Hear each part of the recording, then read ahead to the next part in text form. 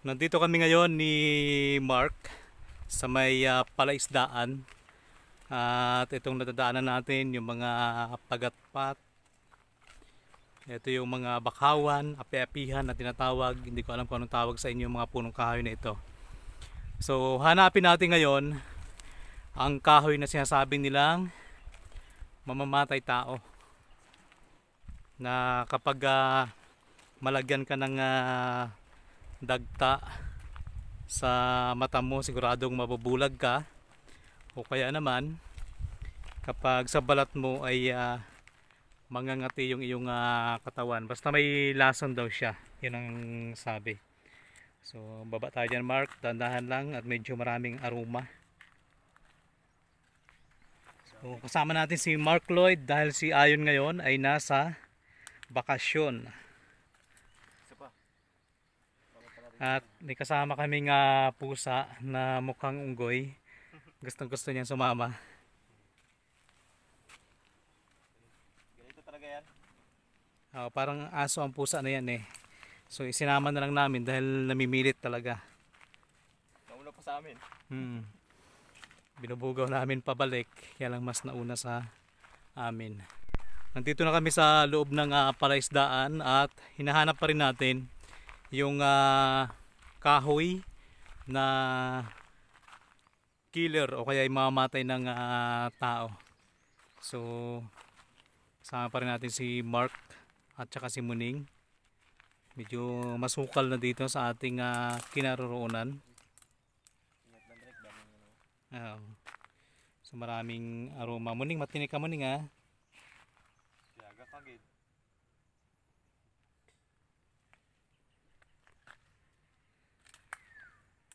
Sabi ni Muning, hindi nyo ako maliligaw.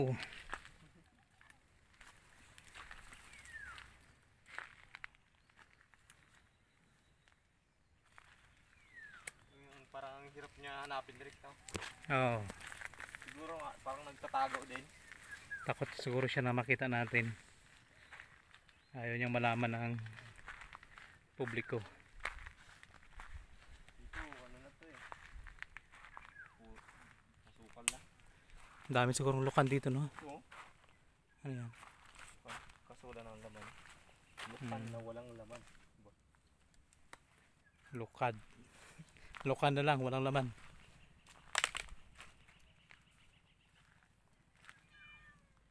Pati yung pusa naghahanap din eh. Dami sigurong alimango dito. So sana mga alimango, kaso hindi ako marunong. Pero kung makita natin yan, walang problema. Diba? Hulihin mo lang. Palibasa marunong ka. Marunong naman ako manghuli. Ang galing mo nga manghuli. Kahit malit na pagkakamali. Ba? Huling-huli.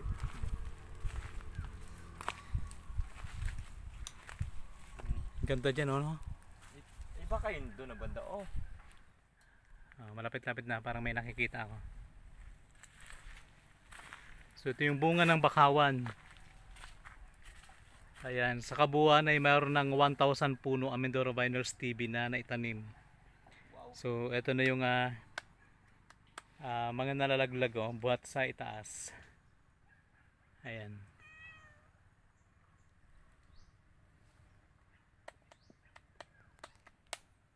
Pahinga din.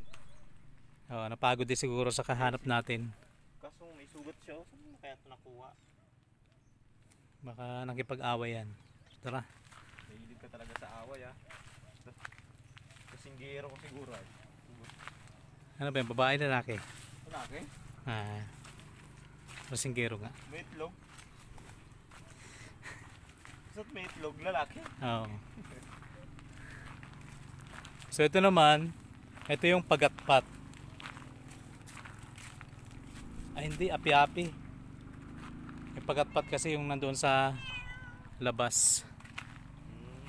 Pero yung hinahanap natin na kahoy, hindi pa natin matatagpuan. Ang dami niya ng tibol. Okay, yun yung api-api. Like 5 little. Ha? 5 little mapi, api-api. Ano Mark, kanta nga.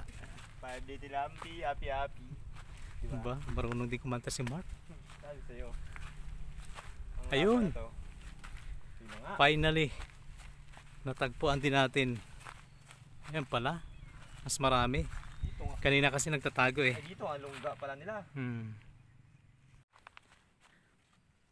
siya backhout, Derek, no? Oo. So ito na po yung kahoy na delikado at nakamamatay. So ang tawag dito sa amin ay alipata. Comment po kayo kung ano pong tawag sa inyo. Huwag hawakan Mark ha. So comment kayo kung anong tawag sa inyo dahil sa amin ay alipata. Yung dahon niya, so ganyan yung dahon niya. Parang dahon siya ng atis. At yung kanyang kahoy naman ay parang kulay puti na nagbabalat-balat minsan, no? Opo. Ayan. So mayroon siyang bulaklak. Medyo nalagas na yung mga bulaklak niya eh. So ganito. Ito ay mayroong dagta.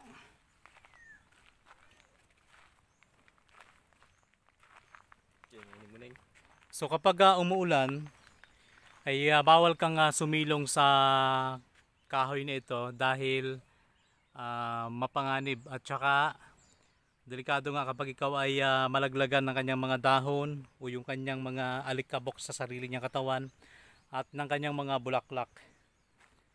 At higit sa lahat, ang dagta nito ay nakakabulag. So may mga bunga din para siya, Mark. Ano? Nga po, parang may mga buto na ano. Maliliit na buto. Kaya mabilis siya mabuhay dito sa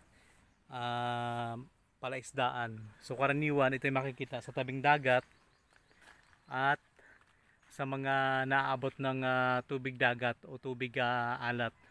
So kabilang pa ito sa mga uri ng bakhawan. Ito naman. So ito kapansin-pansin Mark oh. Parang nalagas yung mga dahon at yung kanyang mga bulaklak. Bulaklak yan eh, yun oh. So parang mga uod siya. Ano yung delikado dyan? Ayun. So papunta doon, nakasabit yung mga bulaklak niya. Parang bulaklak ng kabag kung tawagin sa amin na ginugulay. Ayan o, natuyo na siya kulay brown. Naalala ko nga direct yun, kabag. Yun yung pinulot natin tsaka niluto. So ito yung mga nalagas na yung dahon. Tapos nagkaroon siya ng bunga. Ayan o. Parang nagsibol ulit sa direct, no? Oo. Kabilis lang. So hanap tayo ng medyo sa malilim. Hendrik ko. Dito na lang, medyo mainit dyan. Ngayon ay alas 4 na ng hapon pero sobrang init pa rin. Kaya nga po. Ito medyo mababa. Ito po ay lumalaki din. Ito may nakita tayo. Ito yung bunga niya kapag green. Yan o. Kita Mark? Opo. Ang bunga niya ay parang nakakailong pag lumapit ka dito. Ang bunga niya ay parang bignay na kulay green. Tapos pag hinog na, ayan kulay brown na. So nakakahilo nga kapag sobrang malapit ka sa puno na ito. Siguro direct sa amoy niya. Oo. Kasi ang sabi, hindi ka iwasan daw na malaglagan ka ng mga bulaklak niya eh. Ayan o. Ang kahoy kasi na ito ay may angking lason sa kanyang katawan. So tingnan natin, pipitas tayo ng dahon.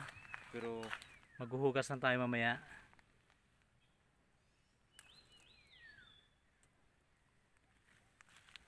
So yan yung pinitasan ko ng dahon. Makikita natin may dagta. Ayan o. kabilis yung ano nyo ng dagta direct, no? Oo. So yung dagta na yan dapat ay iwasan.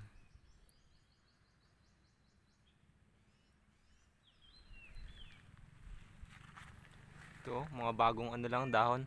Oo. Ito. Pagkatapos niya kasing malagas, nagkakaroon siya ng panibagong mga dahon. Tsaka yung ano ng dahon niya direct, kakaiba. Kasi nga Oo. di ba, yung mga sanga-sanga siya. Oo. Tapos pag dahon na siya, para siyang flower din na buka. Oo. Ito mo. Oo nga, parang doble yung bulaklak niya. Bawat dulo. Kasi kanina meron na tayong nakitang bulaklak na parang bulaklak ng kabag, tapos itong bunga niya parang bulaklak ulit. Ayan o. Kung titingnan natin maigi. Pero bunga na po yan. Hindi na siya yung bulaklak. At pagkatapos nito malalaglag, sisibol ulit. Madali siyang mabuhay dahil angkop nga yung klema ng kanyang pinatakan na lupa. So kung saan siya naroon ay madali siyang sumibol. So karaniwan itong kahoy na ito ay lumalaki din. Ayan o. Maghanap tayo ng medyo malaking puno, Mark. Sige po. Yung malabong. Oo. Yun o. Ayun. Meron na agad dito malabong o. So kapag nakita nyo po ang kahoy na ito ay iwasan po natin dahil nakakasama po sa kalusugan at mayroong toxic. Ayun nga, medyo nahilong ako. Siguro nga sa amoy niya. Kasi minsan parang nakakaakit din kapag halimbawa umulan or sobrang init ang panahon, maaakit ka talaga sa kanyang puno dahil maganda rin tingnan yung dahon. Yun, Tapos ganda. nakakalilim din kapag sobrang init o kaya kapag umuulan pwede ka rin sumilong. Yun nga lang, may dalang peligro. Yan po. Parang linis niya tingnan direct no? Ano na? Parang ang linis niya tingnan. Oo. Parang feeling mo safe siya. Oo. Pero delikado. Parang sa ex mo lang, kala mo safe ka. Diba? Yung pala, hindi. Sabay ganun no. Ting talaga ni direct. Naisip pa na direct yun. Gumagana yung isip ko ngayon So, ito, anong puno ito? Ito yata yung patay na no? Baka po. Oo. Iba pa lang ugat niya direct no? Ay oo. So, buti na banggit mo. Ito yung ugat niya. Ayan po Ayan, yung ugat niya, malayo po yung nararating. Itong pusa na ito, gusto niya rin maki-join sa ating talakayan. Ano, Miming? Tibay ng ano niya direct no? Ugat. Oh. So yung pagpatay na, yan yung ugat niya. Pag buhay naman, ito po, hindi lang tayo masyadong lumapit. Ayan po, yan. So, karaniwan, kung hindi mo nga alam tong punong kahoy na to, Mapapahamak. pwede mong sabihin na pwedeng panggamit to sa bahay. Aras yan, Mark, dahil mahangin. Malaglagan ka. Kasi tuwid na tuwid yung kanyang puno. Pwede siyang panggamit sa bahay. Kaya lang nga, kapag tinaga mo to, maraming dagta, marami yung malalaglag na mga maliit na mga buto na yan, bulaklak, dahon. So napaka delikado. Malalaki din pala yung kanyang ugat. Yun. Opo. Tsaka pakalawak ng ano niya direct. Oo, sakop niya. Kaya pala antibay niya. Oo. So ayan, tuloy-tuloy tayo. Medyo palalim yung tubig ngayon. Kaya kung mapapansin nyo, may tubig dagat na. So ito pa. Hindi mo siya mapapansin direct no? Parang ano lang din siya. Mangrove. Oo. Kasi Pero ito, pa rin to, kamag-anak pa rin ng mga bakawan. Kasi nabubuhay pa rin siya sa tinatawag nating katunggan ko sa amin. Ewan ko kung anong tawag sa inyo. So ito, ang ganda, parang Christmas tree. kaya Andrick, parang sa parang ganda ilagay sa bahay. Oo, Tapos nakakaakit. lagyan ng ilaw. Nakakaakit pero mapanganib. Ganun daw to siguro talaga. Oo. Direct na. Sa tingin mo maganda pero masama pa lang may dudulot. Sabi ng pusa, oh. Kumuning. Uy. Astig nito, parang unggoy direct na. Hmm. Yung kanyang kulay sa Ito yung pusa na kahit saan sumusunod. Kailan ang puntang Mark ng Romblon? Nakakalungkot man pero bukas na! So ayan, pupunta na si Mark ng Romblon.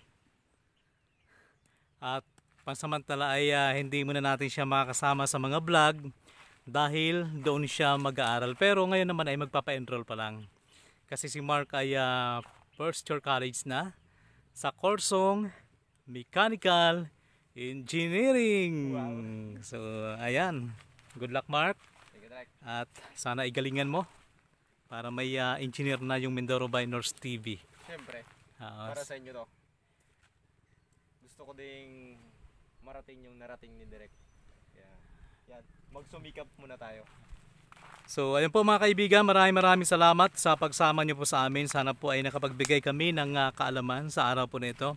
Maraming salamat sa palagyan niyo pong pagsubaybay sa Mindoro Binors TV YouTube channel. At kung kayo po ay bago pa lamang pero hindi pa po nakapag-subscribe, please subscribe. At kung ikaw naman po ay palaging nanonood at hindi pa nakapag-subscribe, pasuyo naman subscribe ng Mindoro Binors TV YouTube channel, mag-comment at mag-like at pakishare po ng video. At ganoon din po, puntahan din po yung amin pong FB page, Mindoro Binors TV, na mayroon na po ngayong 160 followers. At ang aming TikTok account, mayroon na pong 11,000 followers. Mindoro Binors TV din po. So muli, maraming salamat. At sa ngalan po ni Ayon J. Ipitito, ako po ang inyong lingkod, MJ Rivera. Kasama natin si Mark Lloyd Tagalog.